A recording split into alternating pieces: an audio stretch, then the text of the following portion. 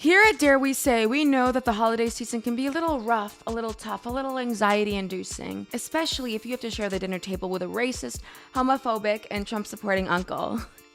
Not that I would know. So we want to share with you some tips and tricks that have helped us in the past. Here's how to not start World War III at the dinner table this holiday season. Before the holiday, post your political opinions on your Facebook and Instagram so all of your family can see. Trust me, they'd much rather cyberbully you than fight you in person. If a relative says something ignorant, offer them more food. You can't say stupid shit or spew rhetoric when your mouth's full of food. Strike first. If things look like they're going south, be prepared to drop the first bomb, but be sure to have your escape route planned ahead of time. Make a game of it. Pick a charity and donate every time a family member makes a microaggression. Unions are in this year, babe. Organize your cousins. Smile through the pain. If your family says something ignorant, just smile at them. They'll get so uncomfortable they won't know what to do. Kind of like this. Contract a fatal and vicious disease. Then you can avoid the holiday altogether. If the opportunity comes up to have a productive educational conversation with a family member that has different political views, honestly, take it. We learn from transparent conversations. Now, if it's combative, don't do it. But if it seems peaceful and fruitful, go for it. Be willing to take that step with a family member and teach them something new. Be that change in your family. I'm getting bundled up. I'm lighting my candle right now. You know what candle I'm lighting, right? Yes. It's Boy Smells. No, it's not. It's the Moroccan Amber from Nest. But yes. I introduced you to that because I had that when I was filming a movie in Texas last year. And I was like obsessed with the smell. And when you come into my room, if you've been privileged enough to come into my bedroom, you smell Moroccan Amber. That's what you smell like. You smell musk. It's so good. What's the latest, Yazzie? Okay, so I know this sounds like I'm like embarrassed to say this, but recently I didn't wear deodorant this morning because usually I do wear deodorant, but you always smell amazing. I always smell amazing. Like I literally shit and it smells good. But I this morning woke up and I actually did not smell good. I'm like smelling myself right now. And I shower every single day. I keep it very, very groomed. Maybe you're going through puberty again. Maybe I am because it smells, and I'm eating healthy too. So it's not like what I'm eating. I'm drinking a lot of water. I don't know what it is. And I'm my BO is honestly horrific right now. I wonder what it is. Something in the air. Do you remember when Jeffree Star's boyfriend got Botox in his armpits so that he wouldn't sweat? Yes, of course I do. That's been stained in my brain. I'm also on Jeffree Star's ex-boyfriend TikTok, not his TikTok, but the TikTok where people theorize where he went because he kind of fell off the face of the earth. See, let's talk about conspiracy theories just for 5 seconds because I love a conspiracy theory about where someone is. I was on a TikTok where apparently the FBI found Carol Baskin's husband in Costa Rica. So she didn't kill him. Yeah. Wait. Did they actually? Yeah. Apparently they have records of him literally being alive today in Costa Rica off the grid.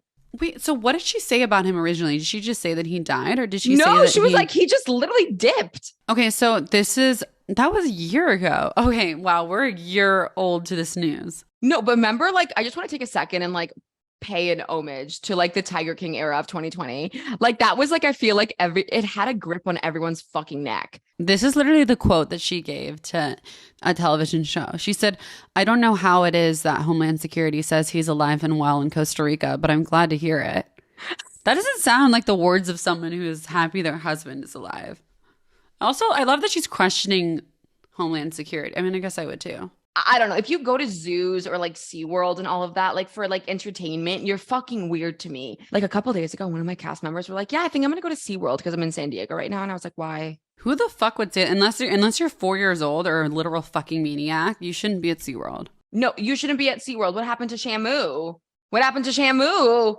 Look at my Shamu. Look at my Shamu. I watched Blackfish when I was 12. And But yeah, don't fuck with animals. Don't fuck with cats. Isn't that a movie? Anyway. No, that TV series, that's a conspiracy thing. Well, I think today we are talking about family traditions, the anxieties of the holidays, because I think we all know, I feel like all three of us are in different places. The holidays are always very interesting for me because every Thanksgiving, I have my mom's side of the family who is in Massachusetts in the Berkshires. Shout out Williamstown. It's giving Gilmore Girls. It's giving Gilmore Girls. And I'm not going to lie to you, I'm living like my little fantasy of like being off the grid, but very much on the grid. Cause I'm posting every second of my life on social media to show literally. Exactly. And so I'm going to be there. I'm excited to see my Sitti, which means grandmother in Arabic. I'm excited to see my family members. A lot of them are very old, and it's, I say that and I know it's like, sounds funny, but like, I don't know. I'm not trying to get deep and whatnot because that makes me want to vomit, but I go to like my auntie Jeanette's house, my auntie Edna's house, not Edna Mode, and I see on the fridge is like old baby photos of me. And like, they have like back, when Clinton was president, like they have photos of Barack Obama on his inauguration day. And it's just like, I don't know. It really brings me to a place that like it's very wholesome, and it makes me excited for the holidays to like be around my family. And that's a privilege. Am I nervous? Absolutely. But I'm excited. How are you feeling? I was just on the phone with my mom the other day, and I was talking to her about how like this season usually like kind of brings me lower just because like the winter and the weather and like whatever. And she literally was like, can you do me a favor? She said this dead seriously. She's like, can you do me a favor and not be depressed when you come home? Because I really don't want that energy. Is what she said to me. And I was like, oh yeah, I'll work on it. Imagine your mother being like, can you just shut the fuck up and not be sad? Thank you. Literally. But you know what's funny? I'm going to be here for Thanksgiving. Alycia is not going home for Thanksgiving. I am traveling to the East Coast for Thanksgiving. Josie, you are alone in a foreign country for this holiday season. How do you feel? They don't celebrate Thanksgiving in Scotland. I feel fine. I mean, it's like I miss my family. I miss my cousin. It's Natalia. I miss the shit out of her. And like, when you just like, you look forward to like that one cousin every year that you guys just like go off and like fuck around and do your own thing. Yes. Yeah. Kind of sad that we can't do that. But I'm going to try to make the most of it. And the winter or the fall here is so beautiful. So I might just like play with a leaf and lay in the grass. You should touch grass, honey. You should I might touch grass. How do you feel about it, Alycia? I don't know. Like Thanksgiving, El Día del Pavo for us is such a huge deal. And it's funny because I literally didn't grow up saying Thanksgiving. Like that would be El Día de Gracia, but we would say the day of the turkey, which if you know anything about Latinos, the main event is pernil, which is pork. But anyways, I don't know. It feels like sacrilegious that I won't be home for Thanksgiving. You weren't home last year. I wasn't. You were with me because you broke your ankle. Yes. Yeah. That was a time. That was awful. We had a Friendsgiving last year. Do you remember we had a potluck? Yes. Yes, you didn't go to the Friendsgiving this year. I missed a Friendsgiving this year and you missed it too, right? I know. We're both on set. We're both fucking booked. I love it. Y'all are booked and busy and blessed. But I will say the Friendsgiving that our best friend Angelica threw was not a Friendsgiving dinner. That is what everybody thought that they were going to, but it was fully a Friendsgiving party. If you're going to Ange and Jason's house, you're having a party. Sorry. Exactly. Sadly, it's not a house.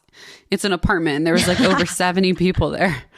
Also, the way that she said it was literally, Alycia, stop. Josie, I can't. What did we talk about yesterday? Okay, basically, Ange was saying that her childhood best friend was there, but also the person who cast us in Moxie was there. Like everyone was at this event and it was insane and unhinged. Yeah, it was a very eclectic event. I've never gone to a Friendsgiving like that. So that was cool. Because it was like none of the weird vibes that I feel like sometimes you can feel going into Thanksgiving, but all the just like the joy and celebration, and people brought different dishes from their culture, which was dope. But yeah, fun fact, not for what it stands for, like genocide and Yes, like imperialism, but Thanksgiving is actually, outside of that, my favorite holiday because I love eating and I love being with family. So not being with my family will be new just because, I've kind of created a home for myself here in LA, but here's to like new beginnings and still having that tradition of like, I'm still going to try to make myself some Latino food, even if I'm across the pond. I think you touched on something really beautiful, Alycia. It's being thankful part that I think is really important about this holiday, because I the whole pilgrim and indigenous people, like that's what they taught us in school of like, they had a beautiful feast and he lived happily ever after is the biggest load of shit I've ever heard, because it is a load of shit. What the colonizers did was rape, massacre, and murder these indigenous people, and then took their land. And here we are in America. But I do like the message of being thankful and being grateful. And I think that's why I think in this episode today, we're so grateful. And I'm going to have Alycia tease that, but like why we're talking about the importance of the indigenous culture and indigenous people on this day. I think it's important to say thanks and be grateful and thankful for the life we have and the people around us. So Josie, Alycia, I'm so fucking grateful for you. I'm grateful for you guys too. I'm so grateful. And yeah, I'm gonna eat a shit ton.